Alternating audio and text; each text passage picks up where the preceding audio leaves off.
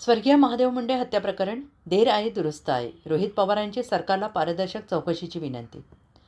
परळीतील स्वर्गीय महादेव मुंडे हत्या प्रकरणात 2 संशयितांची नार्को टेस्ट आणि एकाची ब्रेन मॅपिंग टेस्ट होणार असल्याची माहिती समोर आल्यानंतर राजकीय वर्तुळातील हालचाली वाढलेल्या आहेत. या पार्श्वभूमीवर राष्ट्रवादी काँग्रेसचे आमदार रोहित पवार यांनी आपल्या अधिकृत फेसबुक अकाउंटवरून प्रतिक्रिया देत सरकारकडे पारदर्शक तपासाची मागणी केली आहे.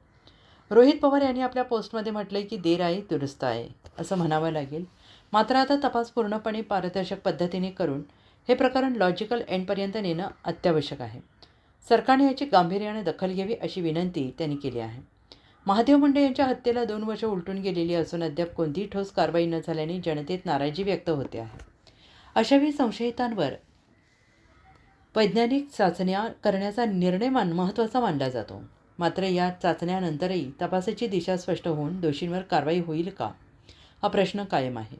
रोहित पवार यांच्या फेसबुक पोस्टमुळे हे प्रकरण पुन्हा एकदा चर्चेच्या केंद्रस्थानी आले असून राजकीय पातळीवर दबाव वाढण्याची चिन्हे आहेत.